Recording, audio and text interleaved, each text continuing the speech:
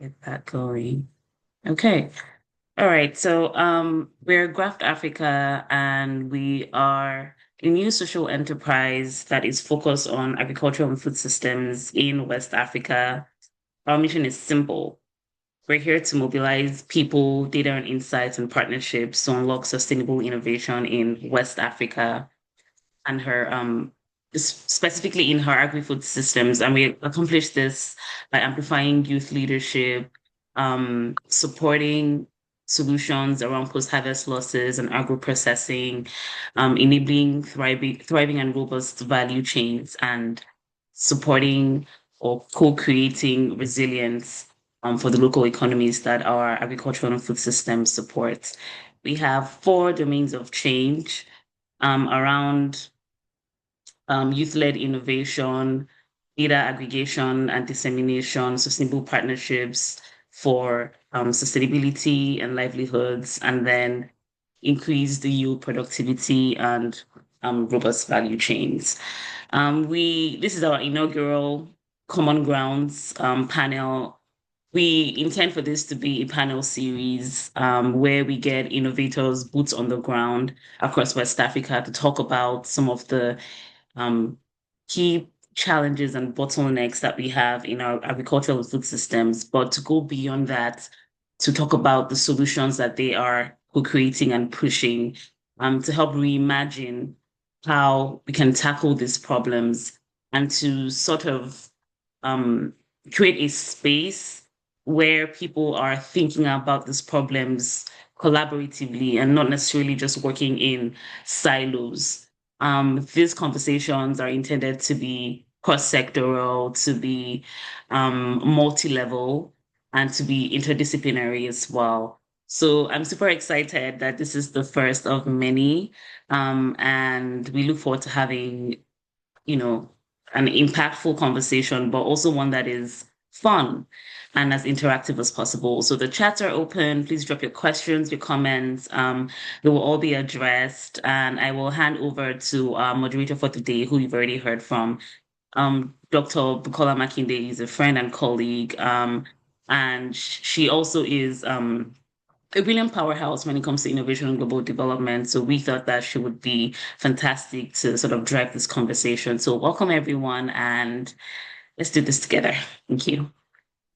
Yes, that was a lovely welcome from our founder at Graft Africa, setting the stage and the tone for the conversation as well as the future of what the organization is about. So welcome again. So we'll jump right into our moderation panel this morning. To set the stage, I want to give a background of what we're talking about. Across West African countries, post-harvest losses remain a persistent threat to food security and to both urban and rural livelihoods. But this challenge goes far beyond inadequate storage technologies or logistics infrastructure. It is rooted in system level barriers. And that cuts across policy, it cuts across research and development, information flowing, access to capital, and even cultural norms. And that's why this discussion is really important today. It is so timely. It's more about, just talking about the losses, as Ma mentioned earlier. It's about what we stand to gain when innovation and infrastructure and, financing meet together to talk about this issue purposefully. So this discussion today will be exploring practical system-oriented solutions, addressing weak infrastructure, fragmented value chains, market inefficiencies, and of course, financing gaps. So all to the lens of African innovators, and that's why we have our incredible panelists today who are actively transforming food systems across the region. By way of my background as an interdisciplinary researcher who works at the intersection of inclusive agricultural development, market systems, innovation policy in sub-Saharan Africa, I am very excited about this, discussion today. And this continues to ground my approach to conversations like this. So this is how the flow of our conversation will go. We'll start by examining the deep-rooted issues that continue to drive post-harvest losses, from policy gaps to infrastructure and operational bottlenecks. We'll also be exploring, emerging innovations that have that people have engaged in, and here are our panelists. And then we'll move to, building partnerships. Collaboration is the conversation and the word of the season. And so not working in silos, but, building lasting solutions that align, the strengths of, governments, private sectors, farmer organizations, or even research institutions is very key in addressing this harvest loss. And finally, we're going to be talking about how to mobilize, resources and channel resources for intervention works like this, whether through blended finance or catalytic funding or new investment pathways. The goal here is to make sure enterprises and innovators can scale their impact effectively. So by unpacking these entry points for intervention, our panelists today will share what's already working on the ground and where new opportunities exist for scale, innovation, and policy alignment. So I'm looking forward to this vibrant conversation. And, without further ado, I'm going to be introducing our speakers. First, we have Dara Adekunle, who is the founder and managing director of FarmTies Capital.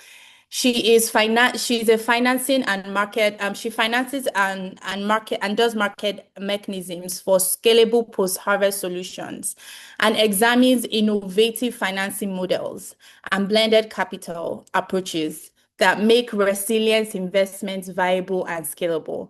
So today, what will happen is Dara will be having a 6 to 8 minutes conversation with us, and then we'll move to the next panelist as they give a 6 to 8 minutes conversation introducing us to their work that they already do before we now move into the actual moderation panel. So Dara, you have the floor.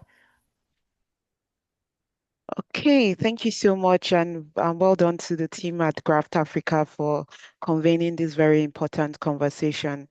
I think it's no better time than now that we should all be talking about the impact of post-harvest losses in the agricultural value chain on livelihoods and also, in the general economy of countries in West Africa. My name is Oluwadara Adekunle, founder of FarmTies Capital, as Bukola mentioned earlier. And basically, we're creating a financing mechanism that would support, agricultural SMEs and aggregators in Africa to be able to, fulfill and have access to markets. And this came out from our own experiences as, farmers and also as aggregators. And one thing I always like to share is that when you're working in, farming communities across West Africa, Nigeria, Ghana, you're working at the level whereby you cannot tell the farmer, I'll come back later when it is time to, buy from them.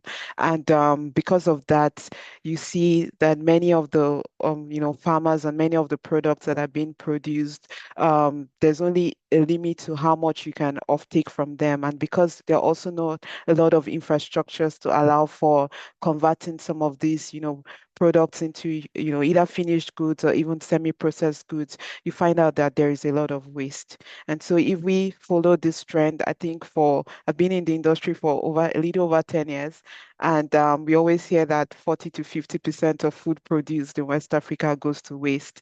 This is 2025. It's still the statistics and maybe even worse. And what this happens is that when we have food waste in, emerging economies like this, it means that it contributes to everything that is not favorable. Climate change is one issue. This waste contributes to, carbon emissions, which affects the environment. And beyond that, it also, jobs that would have been created are not because food is going to waste. And so what we have seen from our experience in this space is that there are so many opportunities to create value, across the agricultural value chain. It's been very wonderful. A lot of interventions have gone towards increasing yield and productivity on the farm level and increasing, smallholder farmers, access to inputs including fertilizers and seeds. These are very wonderful and great initiatives. But what we've also seen is that after all these interventions, the products, half of the products get to the market.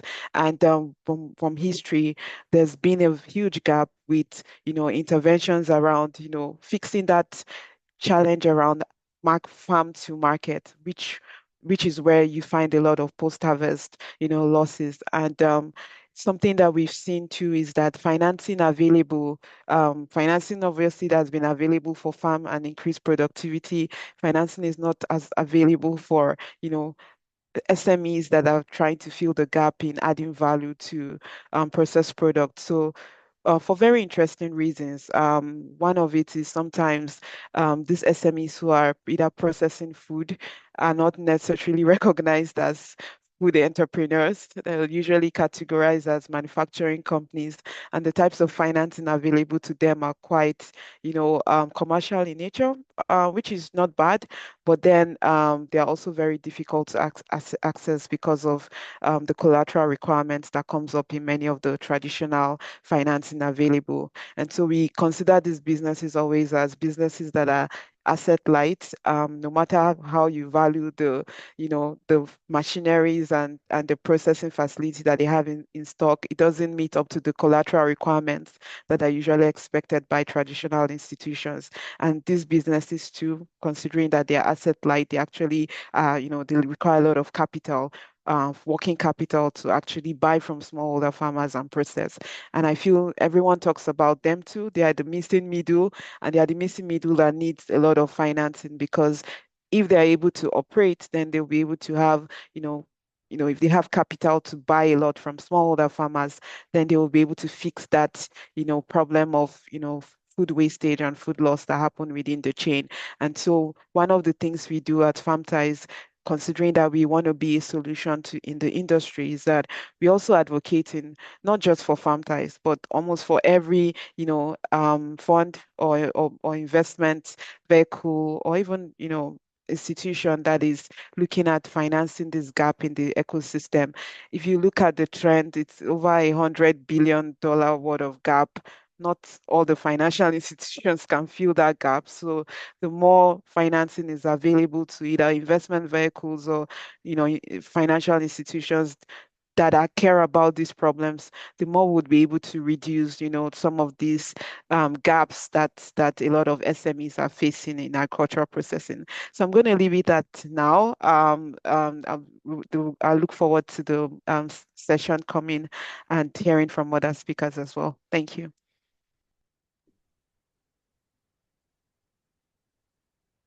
Thank you so much for that, Dara. That is very insightful.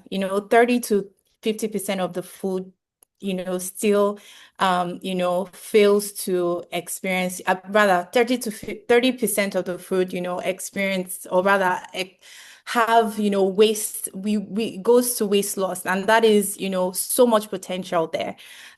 We're still waiting on the other speakers. And so we're just going to continue in this, conversation that we're having right now.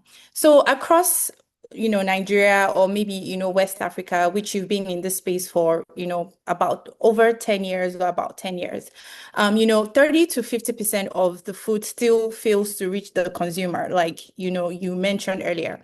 So what are some of the systemic failures that you've seen, right, at the heart of this issue? You touched lightly on, market access, from producer to the market. Are there any other, issues that are consistent over the 10 years that you've seen working in this space? Yeah, sure. That's a very interesting question.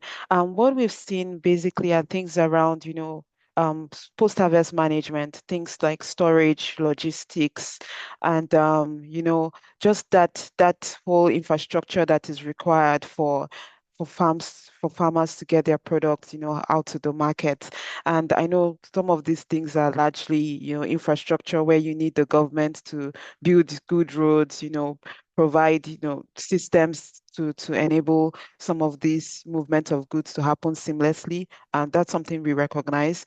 I know in the past, a lot of governments have tried to create interventions to allow maybe rural access for roads, but but there's an opportunity to do much more, honestly, because that's actually a huge gap.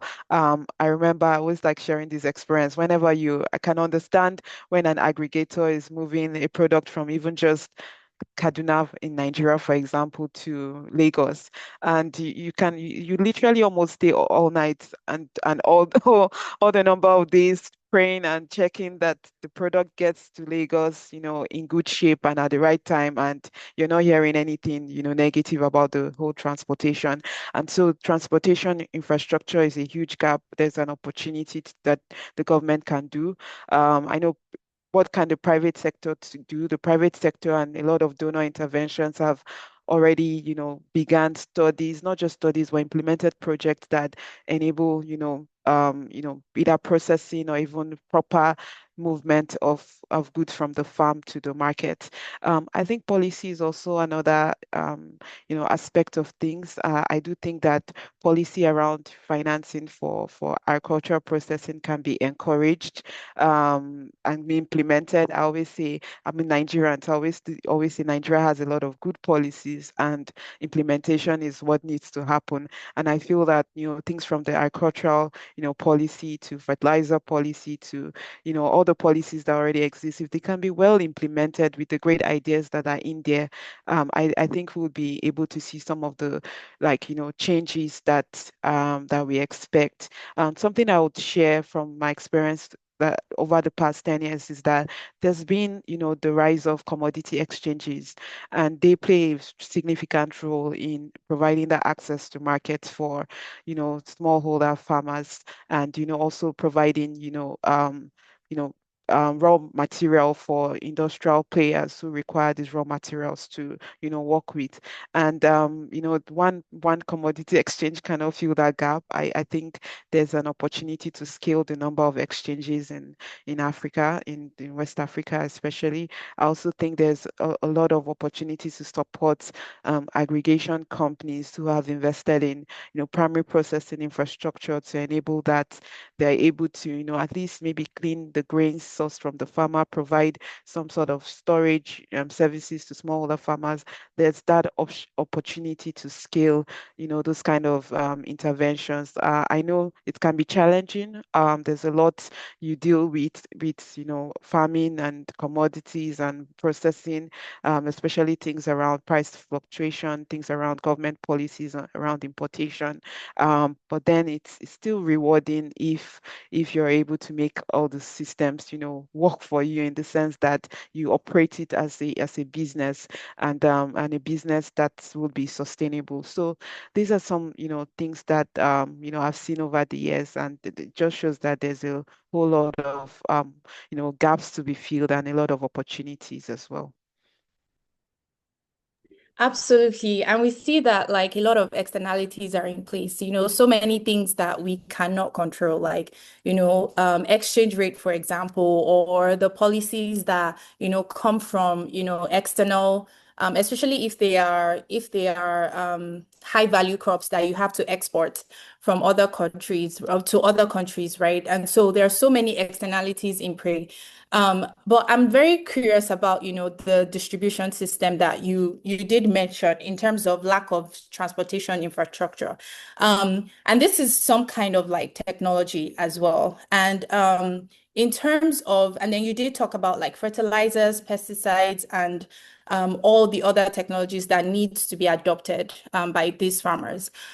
So what are some of the influences that might be affecting the adoption of technology, for example? Have there been any resistance towards like certain kinds of fertilizers or pesticides? How does like local knowledge, affect, these adoptions of these kind of technologies? Yeah, interesting. I think farmers, when they see that adoption of technologies will show an increase in yield, is not a technology that they'll be, averse to. And so what I've seen from the past is, that demonstration that needs to occur for farmers to be able to adopt new technologies.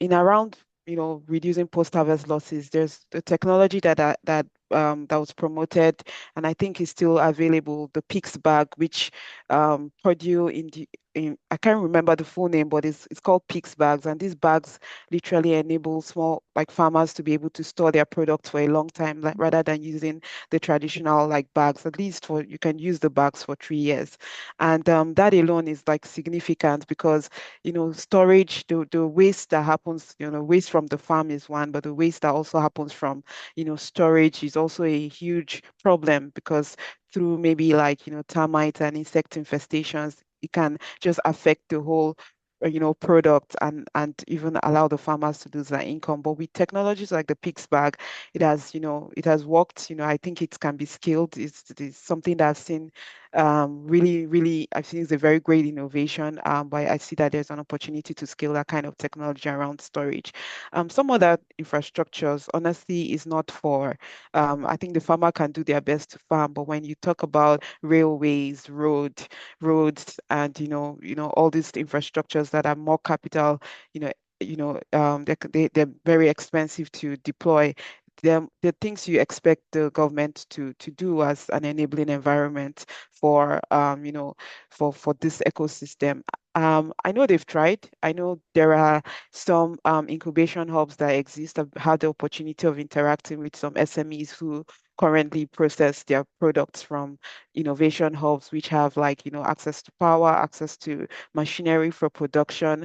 I've also seen where the government has intervened by creating a lot of like warehouses across the country. And I've also seen, I know there was an intervention around the special agro-processing zone that the government and I think with AFDB support where we're developing. These are large projects, they're large infrastructure projects that obviously the government is paying attention to. I do believe that in that regard, they have a role to play. But the private sector is not pushing everything to the government. We've seen private sector taking responsibilities, and that's why we have private commodities exchange that are working. We have private aggregators that are working, and you see them, you know, in their own way, create their own sort of infrastructure. We could be like storage, facilities. The Pix bag, like I mentioned, is one that was developed by Purdue University and promoted across Africa. But also, just simple technologies around cleaning, drying, that allow, a little, I'd say a little value added to the farm products rather than them just like getting wasted as fresh products. So these are some of the things that I've seen as well. Yeah, I definitely agree. Because in my work as well, so my work has focused on high value crops like coffee. And I looked at the role of farmer cooperatives actually in post-loss harvest and to also like not to also like look at how they can add value to some of the coffee that they are already producing to increase income, right? And I see that, working organizations coming into the communities to work with the local knowledge that these communities have already developed is very crucial for like post-love. So one of the conversations that I had with some of the farmers or farmer cooperative organizations in Uganda, because my work was actually focused in East Africa, not West Africa. So there are a lot of similarities with that, is that some of the new technologies that these organizations are bringing in are not being accepted because they're like, they don't know how to operate it. Even if they show them demonstration plots on how to, prepare the land, do pre-planting, planting and post-handling, of the crops. Like some of them still struggle because it's like too much information. And so they've kind of developed, a technique for them. And to my own working in the organization, I realized that innovation doesn't necessarily have to be something new. It can be something that is already working, that, has been developed based on a certain need in the community. And that is innovative because it's the resources that they already have to address the needs that they already, that they've already identified. And so working with local farmer organizations made me realize that these people have issues with, farm market access. And the farmers have issues with farm market access, and that particularly hinders, their livelihood. And farmer cooperatives step in to create, a storage system where they actually go and collect the, farm produce from the farmers, sell it to them at, the market price, if the market price is favorable at that point, or store it for the farmers themselves and then wait till, the exchange rate is good enough for them to sell. But there are also issues attached to that, right? People need money, immediate access to money. And so farmers, the work of farmer cooperatives are actually undermined by middlemen, because the middlemen provide, the fertilizers, the pesticides to them, but also, buy the crops from them, at a price that they need money immediately. And so storing, food to address post-loss,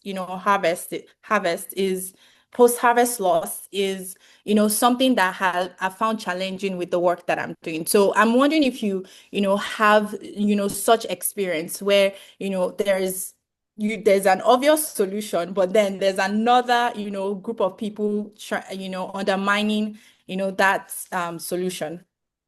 Yeah, I totally understand. And I think so, some of your comments is speaking to Moyo's question on the chat. And that's the truth. That sometimes there's so many middlemen, playing around the space. I always say middlemen, sometimes many of them don't have a stake in the value chain. It's always just buy and sell for them, and that's it.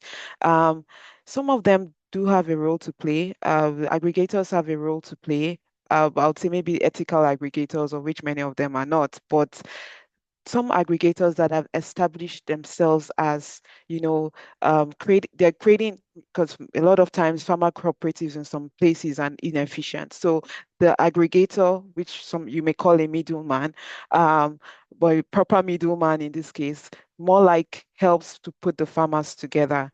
And some of them take a risk, and that's why I don't like to judge all the middlemen, because without them, access to market to be a challenge for a lot of the farmers.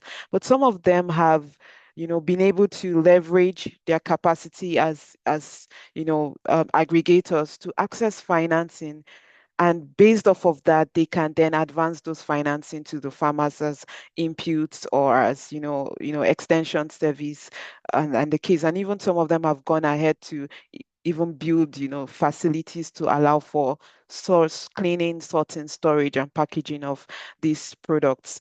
Um, I think for value chain like coffee, it's a very interesting value chain in the sense that many of the value is actually not even captured on the continent. And so at that level, you are subject to, commodity price fluctuations, and which is very tied to global demand. And I know it's easy to say, okay, start processing coffee in Uganda, of which that's something we are promoting. But then it's also, how can we ensure that we look beyond just playing at this lower form of value to add a little more value to the product that we are making, even on the continent. I know that it's a whole global market, but I do feel that that's an opportunity for African countries to actually also ensure that there's some sort of processing facility that can process some of the coffee and export the rest.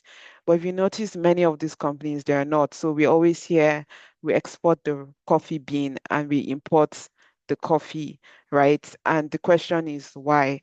Like, I'm not even saying that you shouldn't export the coffee bean, but at least can we take a made in African coffee that is produced in Africa that can feed the markets in Africa? So I think these are some of the issues. Maybe history, they come with a long history, but I do feel that we need to pay attention to any way we could allow more value to be added on the continent. I think it would even provide, more direct access. It doesn't have to be 100% because obviously the world is a global village, but if we can do something about it, I think it would increase the value, maybe a little more stability in some of, the the fluctuations that we see around the market, and it will create more opportunity and even maybe reduce the middlemen that are involved, because the middlemen are actually more than the ones in Uganda. I'm sure you know.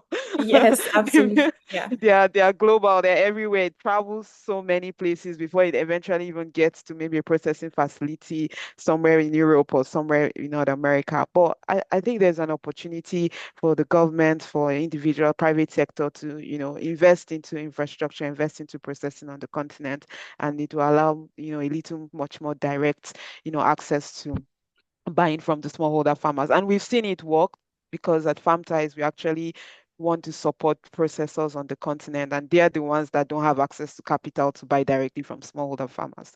So we have seen, shea butter processing companies. We've seen cashew kernel processing companies. We've seen macadamia nuts processing companies. We've even also see coffee processing companies on the continent, and they're easy to deal with, because when you provide them capital, then they can buy directly from a farm cooperative or from a farmer, and maybe reduce, reliance on too many like middlemen. But it's a whole long way, and maybe Yeah. behavioral change along the way, but one step at a time.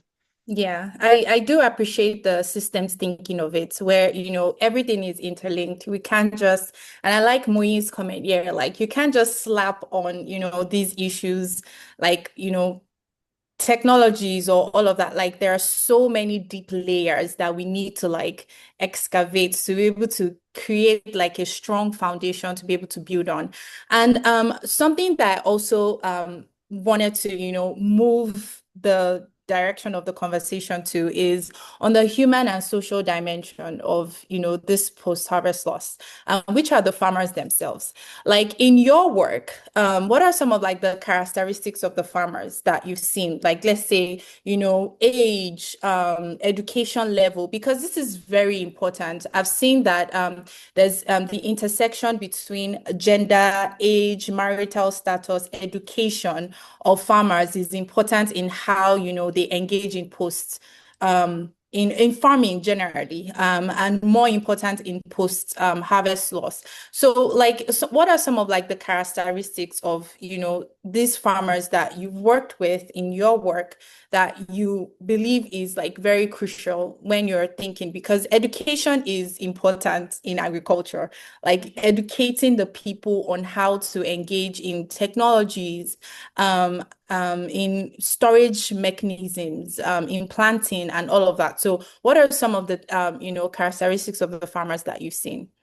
Yeah, very interesting. I don't like to, whenever I describe like farmers, I don't like it to look at it like maybe they're just people far away. I'd also look at myself even as a smallholder farmer. What I've seen generally is that depending on the region, they actually vary. But what we see a lot of times is that women play a key role around post-harvest. So things around harvest, post-harvest activities, you see a lot of women, playing a role.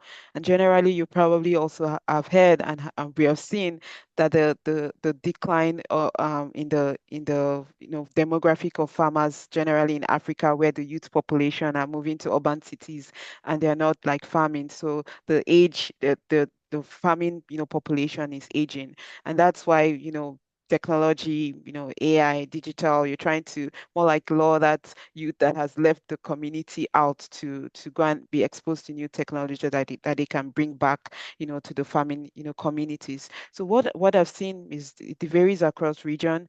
I like to use rice as an example. I remember working in a community, and the parboiling of rice is done by women. Like it's almost like an abomination for a man to parboil rice. It varies across region. I worked largely in northern Nigeria, but these are some of the things that we see, and there were huge clusters of rice boilers in the markets that were just operated by women. And it was more like, how can we give these women more capital to be able to do more rice, parboiling, since it is, it's more like income for them, but that's where they play in the value chain. So I have seen that even though women also play in the production stage of farming. Obviously, we know the issue around access to land and all of that. But what I've largely seen is that majority of the times women actually walk around harvest and post-harvest, in the agricultural value chain.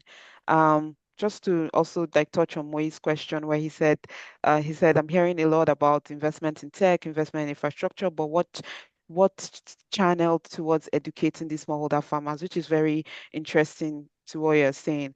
Um, I kind of feel that smallholder farmers are just like everyone. They can adopt technology, and it's the role of, the people playing in the space, the capital providers, the aggregators, the food processors. They actually have a role to transfer technology to them, and we don't need to look at maybe the big scale technology where we're looking at maybe something very big. We can just take it, to them at a small scale. For example, irrigation pumps. Yeah. You can teach them how to use irrigation pumps. They're small and they can adopt it. Solar dryers. They are simple technologies that can be, adopted and used.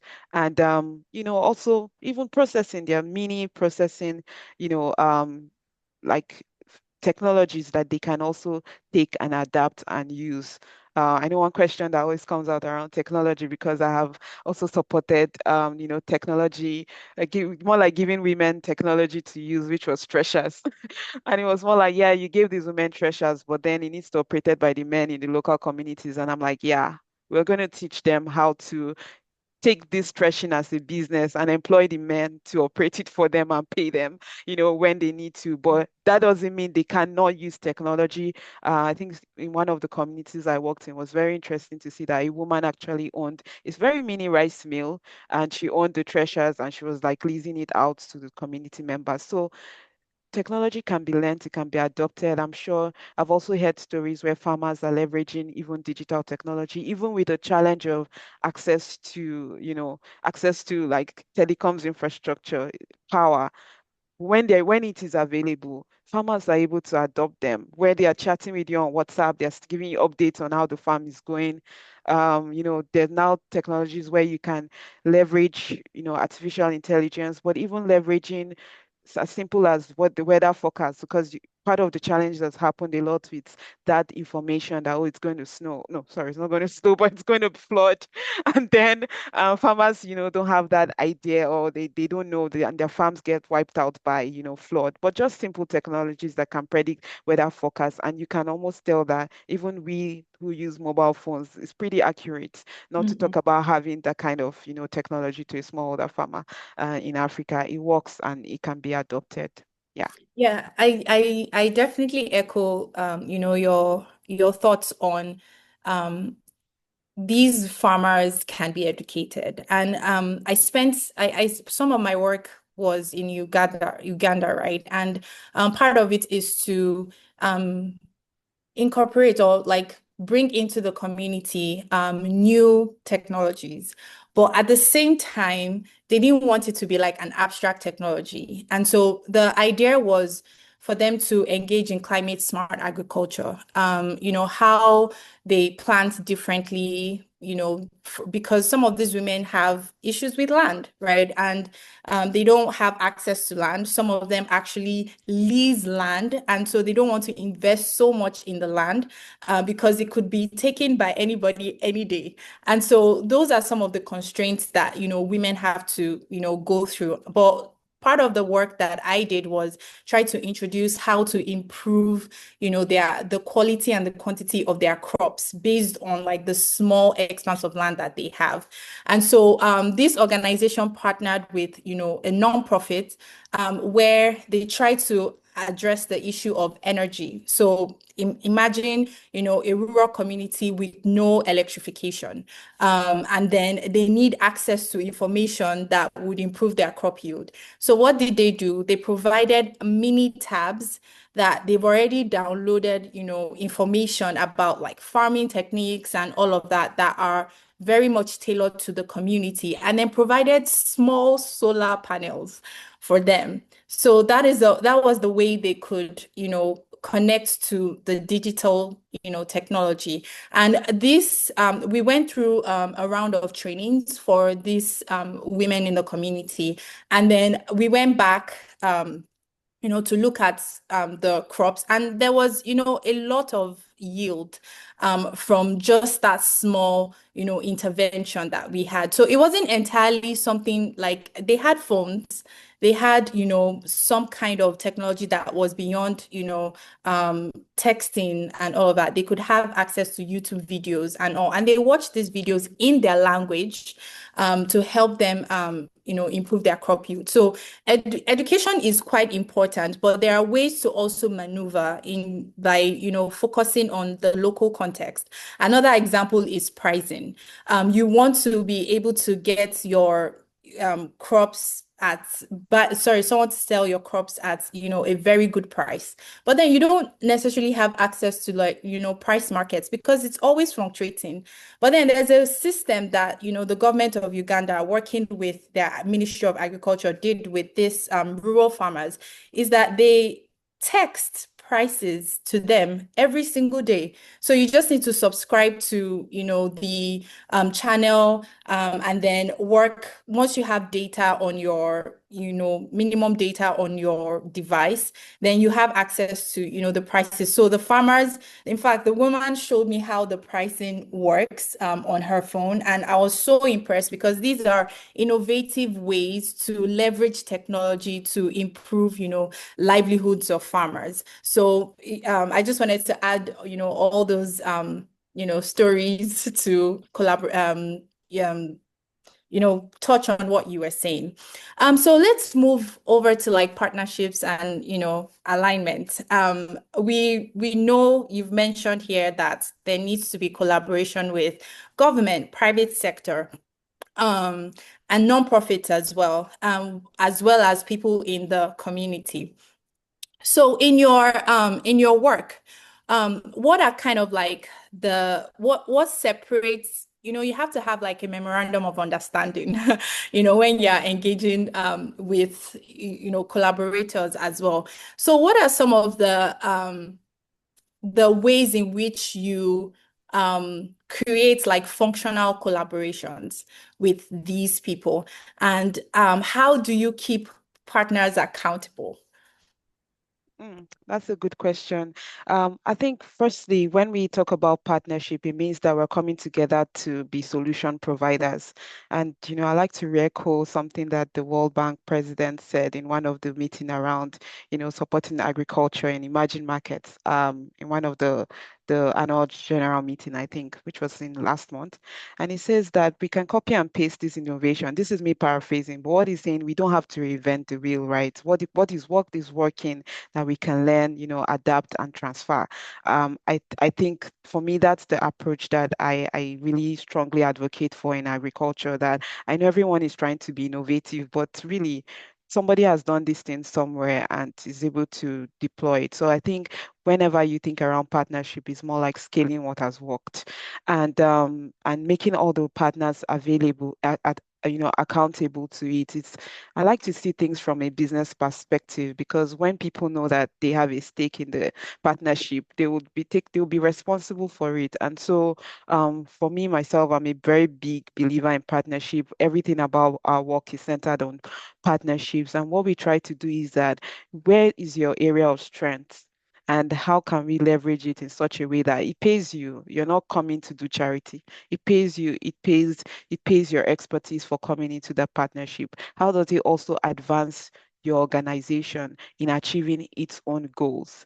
And I think when partnership is brought to the table, whereby everyone's role is clearly identified, and maybe everyone's, the opportunity to either do business or the opportunity to make an income is clear, I think that's important. And sometimes it's not always maybe income that is the driver. It could just be, certain objectives that the organization has, and they want to really, really, either express that. It could be things around, scaling research that has been done. It could also be, creating more like demo plots, or creating more systems that show maybe post-harvest processing. One partnership that I always like to really promote is the partnership around finance. And that's because I feel blended finance, which is a partnership of, government, private sector coming together to pull resources together to finance agriculture is really what is needed. It's really what is needed in the space. And governments can provide, either guarantees, they can provide, or guarantees risk sharing mechanisms, and they can also provide the enabling environment, while the private sector can also pull in their capital to be able to do, investments into the ag sector in emerging markets and African markets as well. So I think it's a win-win for everybody when partnership comes to the table. It's even really beyond just an MOU. It means like we really have a stake and we really want this to work. And this is how I've seen, partnerships that come with this, mindset. You always see results, at the end of the day. Yeah. Absolutely. So you did mention a lot about like blended capital, and I'm curious to know what kinds of blended finance or results-based instruments are proving most effective in your work, in like maybe crowding private capital into post-harvest solutions that you have, seen work for your organization. Mm, Good question. What I've seen is that, and this is not just maybe even governments in Africa, but governments globally, we follow the trend. You see that aid is beginning to scale back, meaning there's not a lot of money to go around for grants kind of projects. So you you see that people are beginning to think innovatively. I'm sure we all know US aid pulling out of Africa and the impact that it caused. I happen to have implemented a US aid project, which was very fantastic and impactful. And I can imagine, such level of project pulling out. It means that we need to be, innovative in our thinking. And so what we're beginning to see is that innovative financing come into play, especially leveraging blended finance, as an instrument. I know the success stories of blended finance are evolving, considering that it's still emerging. But then it has shown that it can work when all the parties, put their own resources together. And so from what we have seen across African agriculture, there's been a lot of, not so many, but because the gap is huge, but a few, funds or a few like financing instruments or financing mechanisms that are addressing, the problems in agriculture. So some of them you would usually see maybe like a multilateral Yeah. organization, in providing financing through either a traditional bank or through an investment vehicle or even directly to SMEs to, help them to have the access to finance and investment. Some you would also see that there's the government component where the government of the country is matching with maybe, a private sector funding available or even a donor funding available to implement blended finance projects in the country. Um, Blended finance, also some of it may just be catered towards capacity building, training, investment readiness, improving the operations and improving, the knowledge gap that exists within the space. So it has worked in different, places and addressing different, aspects of, the needs in the value chain. But for me, I feel this is something that can be scaled because what it does is that it's with governments, especially in the loop, either providing capital or providing guarantee, it kind of de-risks agriculture. There's that de-risking that happens.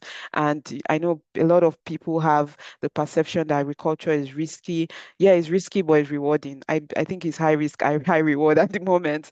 And I do feel that people that have had a lot of high reward are not visible. But agriculture is here today because some people are confidently doing really good business and able to sustain their activities. And I believe those kind of models can be scaled. So I would speak to Nigeria. I think one of the top two companies on the stock exchange is agricultural companies, Presco and Okomo Oil, right?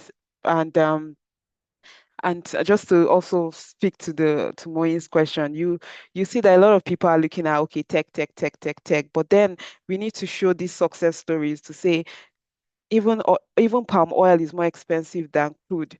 That's an opportunity that we can, leverage. And as partners, as finance, providers, we can actually make finance work for the ecosystem. I'm also a big believer in alternative financing.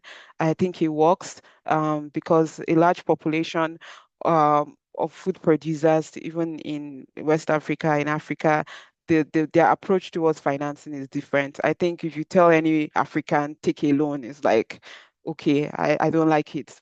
They don't see it as leverage. But if you deploy capital in a way that works with their values, they can understand it, then you'll be able to deploy that capital that you have. And it's more like, revenue share. Can we do revenue share? Can we do profit sharing? Can we do invoice, financing? Can we, do supply chain financing? Can we provide the money according to how the goods flow, right? Not necessarily according to your balance sheet, because obviously not just in agriculture, when any business balance sheet can look good, but the business for that time may not be saying so. So it's always good to really look at the value chain, the time of the value chain, and the financing that is needed, because production finance is different from, aggregation, is different from processing, is different from, getting to the restaurants if you're financing up to that level. So I do think there's that opportunity to provide tailored financing to every segment, of the value chain. And maybe just to properly answer Moyin's question, I did see he said he was talking about, he's curious what should he said, I'm curious, what should actually own the type of infrastructure? Government is always useless in Nigeria and they rather import. And so my question is, maybe Moyin, do you want to take your question or we can take it later? He Yeah, answered. we'll have time Okay. we'll have time for questions. But I Yeah. really love the engagement in the comment section because it's, giving a lot of context to how people are actually, understanding the topic at hand. Yes. So like you talked about blended finance, and I'm assuming here that it's more top level because here you're thinking about, processors, companies, organizations. Well, I'm curious, can this be, adopted by, local farmers? And here I'm thinking about farmer cooperatives themselves because there's a lot of distrust within the farmer cooperative system, leadership issues, how money is being spent and all of that. But then we also know that these local organizations are quite effective in, distribution of, fertilizers, information, with the data has shown time and time again that word of mouth is quite important. So once one farmer in a farmer organization understands the topic, they teach it to the next person and to the next person and to the next person. But the question here is these farmer organizations are you know, not funded. Their financing system is from maybe membership, donations or membership fees. And some of them are big enough to, have processing, tools that they can package, move from production to processing and then packaging and selling on the value chain. So I'm curious, is this type of blended finance or alternative funding be applicable to those farmer cooperatives? And how can they access it? Yeah, definitely they can. I think just like any, investment or business, venture, what you want to see is a return on your investment.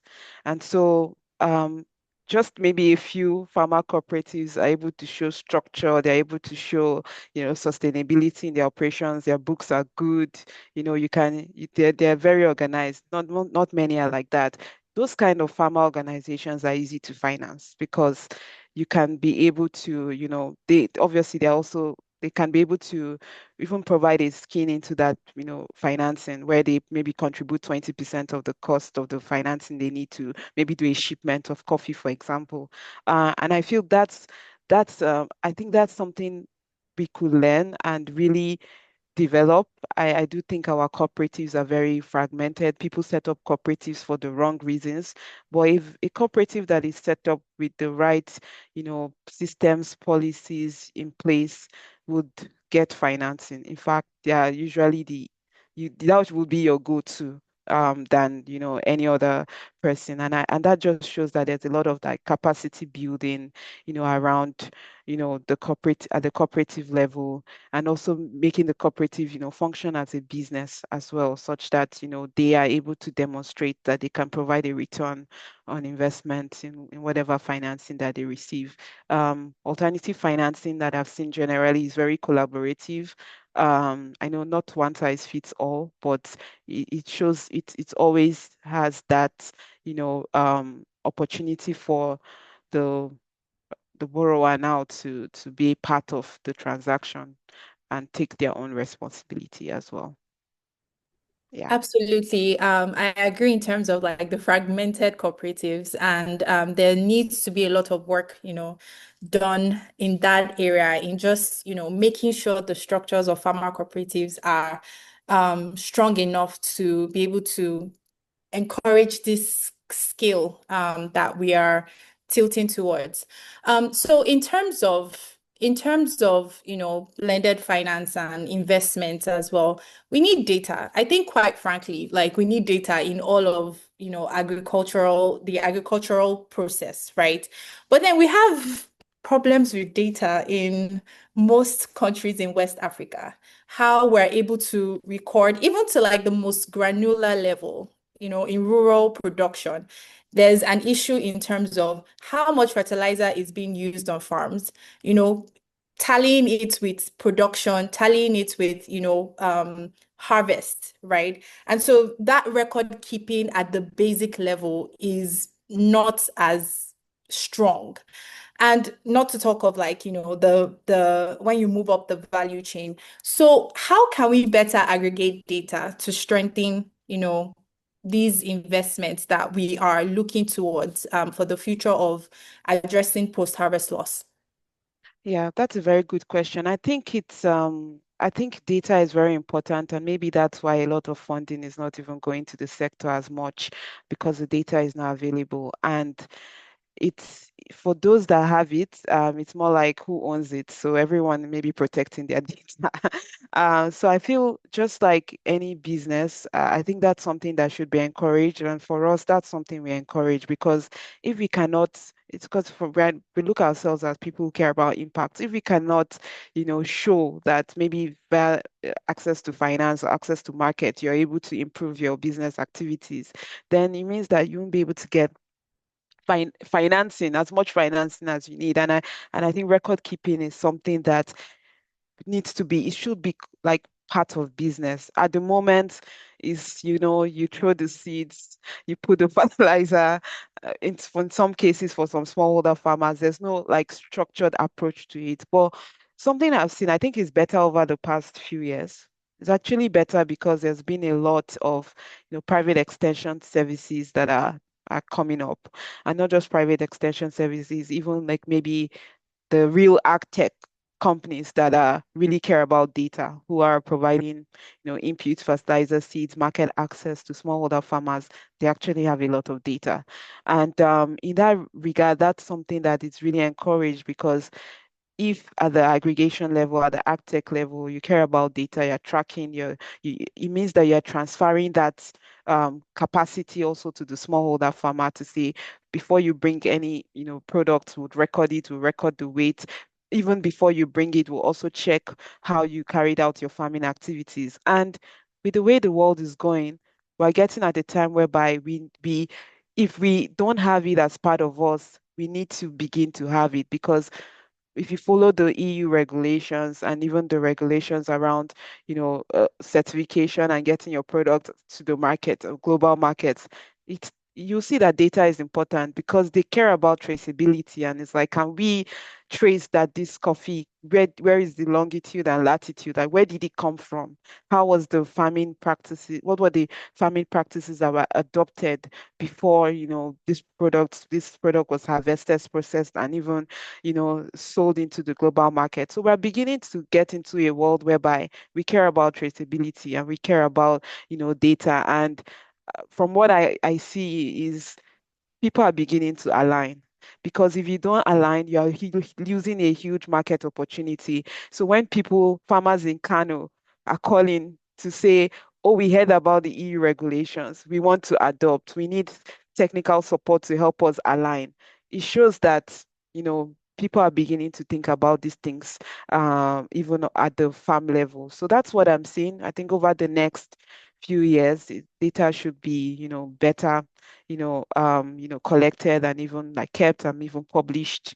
But with some players in the industry, they do have access to very interesting data. Yeah, and I think this is the role technology has, like AI, remote sensing, all of the new technologies that are coming in, like they can be leveraged a lot to help, aggregate this data and, get this information accurately.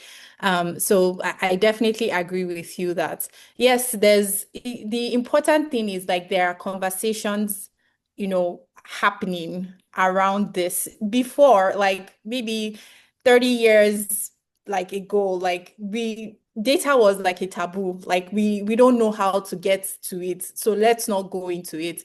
But now, the conversation is shifting towards data because people want, like you said, traceability, but also people want like results. So how are we able to measure these results? And results can be tangent to more funding. So if you're able to show that, okay, this is what is being done, then we can funnel like more resources to this area to help us get the, results that we need, more results that we need. So I definitely agree with that. So we're rounding off, this discussion. It has been very, very enlightening.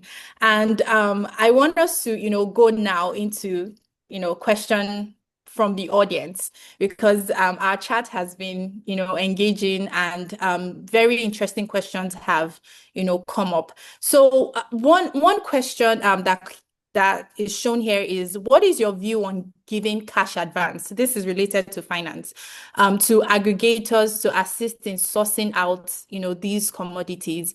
And for them, agricultural value chain should be centralized based on trust. Trust is a key factor in agricultural value chains, which I absolutely agree. But what is your view on giving cash advance? And cash advance here is like loans, and credits. Mm. That's a very interesting question. Um, hmm. I'm laughing because depending on who is requesting for the finance, I will give cash advance or not. And so the question is, what's your role in the value chain? I will not give cash advance to an aggregator who is just a mere trader. It means you're just in the business of buying and selling. You may not really care about maybe quality, how it impacts the life of smallholder farmers, and maybe if you'll be in business for the next 10 years. So depending on where the how the company is presented, that will determine how we provide cash advance. Cash advance obviously is necessary for aggregators to obviously aggregate their product, but it is what's the role of the aggregator? And just to be clear, for we as FarmTies, we would not fund traders. It's very clear. Like if you are an aggregator that cares about the quality, so it means maybe you have introduced cleaning, drying, or cleaning and packaging into your operations. Yeah, we'll look at you because you have a sense of, you have a vision to grow that enterprise. But if you're just a buyer who just buys from the market and sells, you are very risky to anybody, and that's the truth. So it depends on the role you are playing as as an aggregator in this space.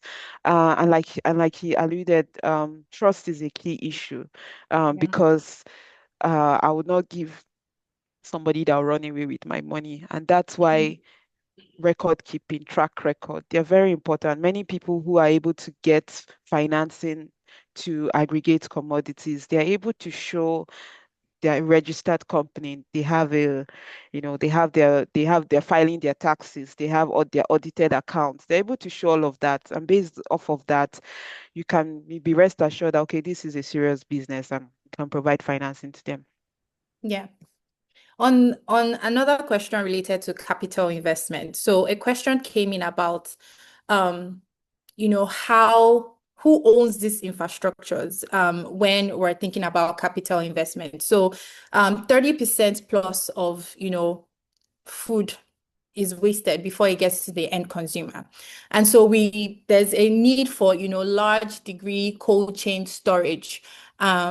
But this is, requires money, it requires investment. So this person is asking who should actually own this type of capital infrastructure. Well, honestly, I think it depends. The private sector can own it. And what would be the barrier to like a Private, private sector owning, oh, this kind of infrastructure? the private sector can own it for sure. I think the barrier is just getting the government permission to do so, but you can Okay. own it.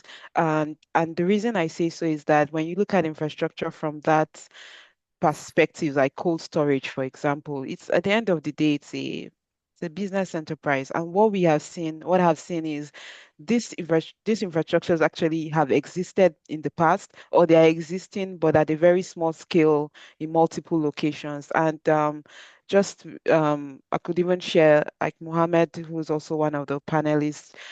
He does work around infrastructure, and we've had the opportunity to have conversations and even collaborated at an event in Kano recently. And what we see is that there's that opportunity for the private sector to own the infrastructure.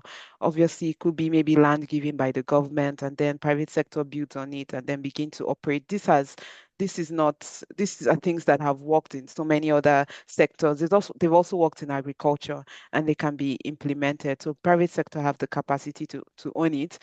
We're from a region where the private sector takes a lot of responsibilities. So it's not going to be alien when a private sector is making investment into this kind of infrastructure. And the other part of the question that I'm very curious about is, access to these cold chains. For example, if we're involving private sector, we know that, profitability is a key aspect of, engaging with this infrastructure.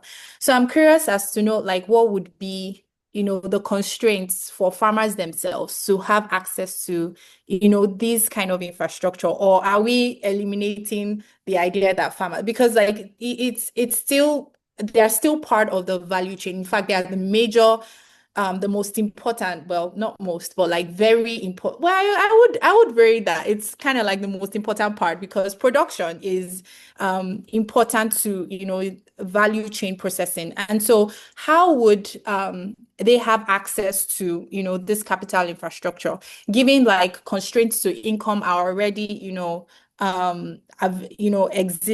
in existence. So like how would they engage with this infrastructure if to say like a private sector is going to own it? Good. So as typical, infrastructures around storage, even for like grains that don't require, maybe cold storage, it's pretty much the same thing. And the question is, why at the point when they need to use the infrastructure, why? Is it to store for, later sale to the market? And then they can pay storage as a service fee to the owner of the infrastructure where they can, store their produce. So I think there's been some pilot models that have, happened in the past. And I do feel there's that power in farmers coming together and maybe leasing the cold storage for all of their, harvest season and leveraging that. Because if you're not careful, and this was a conversation I'm having with a business at the time, you just realize that maybe you're not serving the farmers, you're now serving the other segments of the market. So I think that, farmers, being organized and using the infrastructure available to them when the private sector owns it, pay for storage, most of the private sector who will create that kind of infrastructure would also provide access to market. So there's more like they can provide a bundled service whereby, you're not just paying for storage, but you can also maybe access premium markets and be able to, gain on price appreciation. Yeah. Great. So we're nearing the end of, this enlightening, important conversation that we're having currently about post-harvest loss. And so to round up, the conversation, I would love for you, to think about the future, like forward thinking. So we've talked about, the existing barriers, the systematic barriers. We talked about, what you are currently doing to address some of those issues, the different externalities are, associated with it. But what does the future look like? And so in like 5 years, 10 years down the line, what is one thing or multiple things? Because I feel like in this case, when we're thinking about a systemic issue, multiple things can coexist. So if you had to act on, either policy change, partnership, investment, to cut the losses of post-harvest, what would that be and why?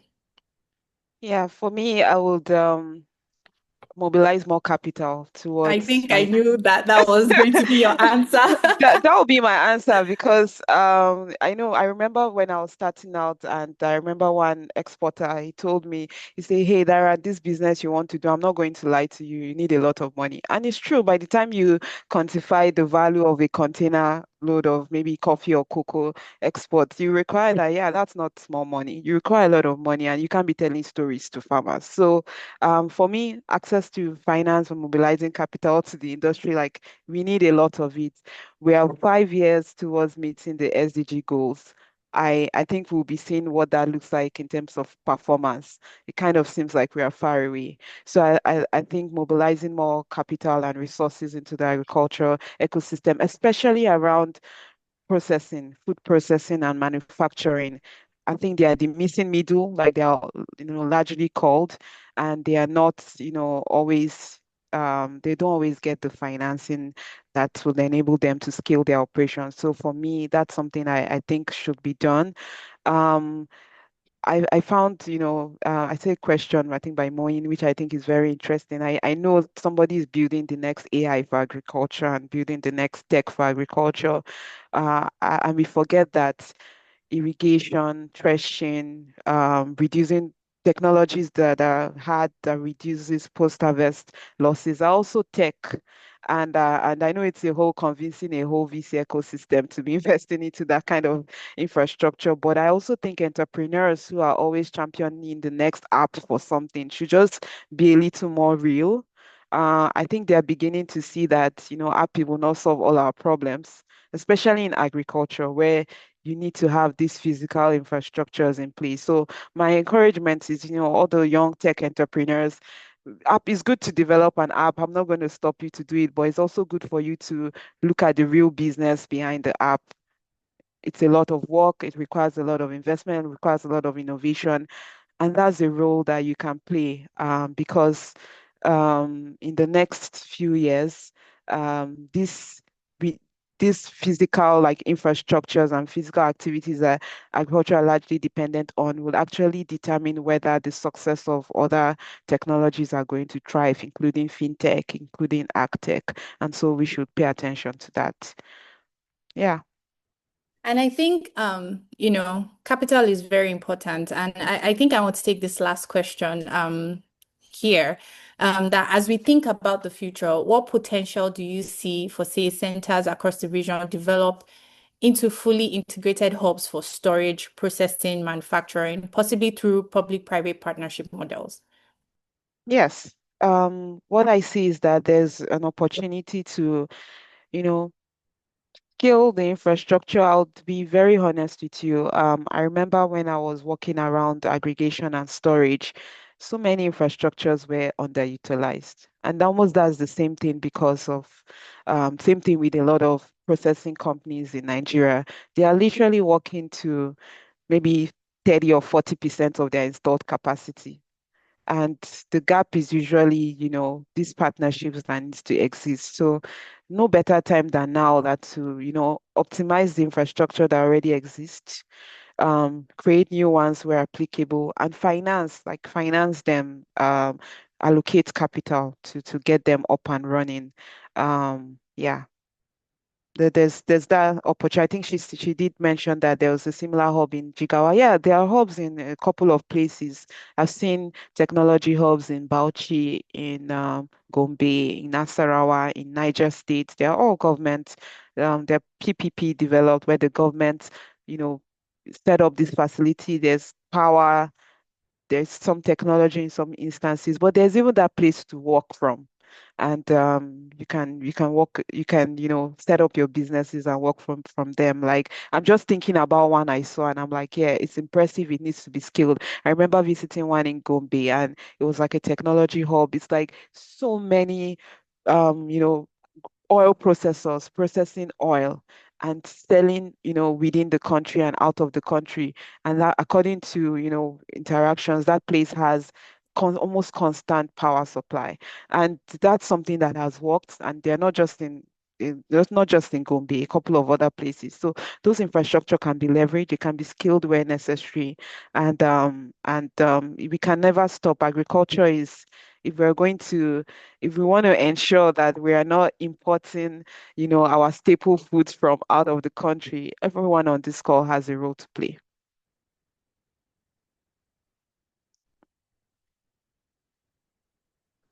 And I think on that note, that is a very good way to round up, this discussion. Everyone has a role to play.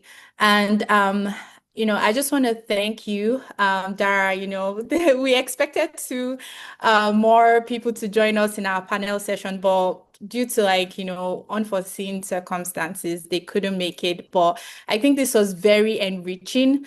So I want, if the audience can, appreciate our panelist, Dara today, for talking about your work and, bringing so much vigor into this conversation. And if there's one clear takeaway today, we have the capacity in Africa to move away on to not only move from production, but we can engage in processing and manufacturing our products, to improve the opportunities that we have in the land. And of course, we need policy, we need financing, and we need infrastructure. So policy provides that foundation. It shapes the incentives, it aligns stakeholders, because we talked about partnerships today, and it creates, an enabling environment for innovation to happen. Financing gives power, action to that move, to help us pilot, to help us scale, and to help us sustain the impact. And of course, infrastructure grounds everything together. It ensures that, these systems that we're building are not only efficient, but they are resilient and equitable towards the, future of food that we envision for Africa. So thank you everyone for engaging. Thank you, to the people that asked questions. I really enjoyed, moderating this panel. And to Graft Africa for convening this important dialogue. This is, and I'm looking forward to the next series that we're going to have for Graft Africa. Thank you for your thoughtfulness and for everyone that has engaged in today's discussion. And so we have a lot to think about as practitioners, as researchers, as public and private entities. And so this is a conversation that I think should be ongoing. Thank you once again, and it's an honor to moderate this panel.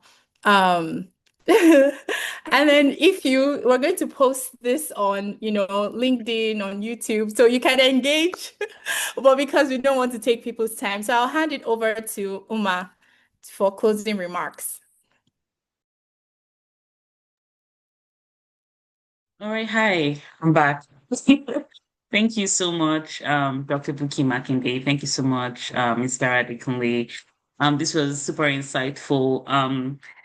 Bukky already mentioned, but I want to acknowledge that for both the speaker and the moderator, this was a bit more than just talking. They were also putting out fires with me on the back end, because for the reason of weather concerns or conditions in the locations of the other two speakers, they were not able to join in. So I really want to appreciate like the dexterity that Dara and Bukky brought to this conversation, and how they just pivoted to, make sure that no ball was dropped.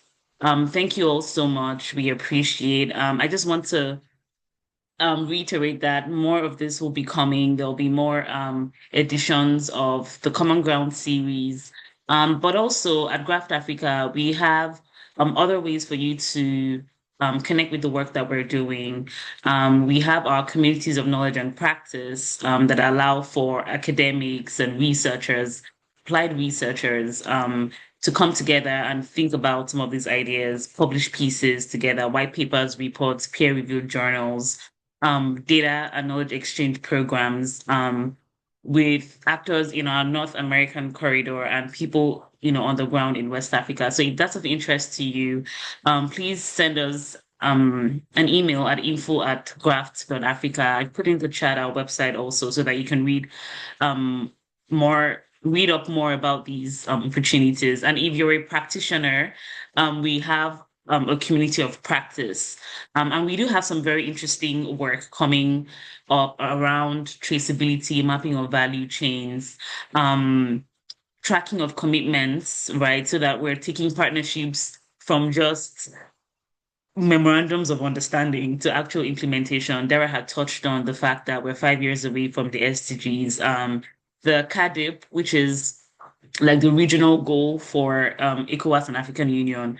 Well, another leg of it just kick-started. And so we're like on a 10-year track for, our own regional targets as well. And we need to push the needle on actually seeing that implementation is done, commitments are being tracked, and that we're actually walking the talk. So if you'd like to get involved, please reach out to us. And we're always happy to have these conversations. Thank you all so much once again for your time. God bless you all.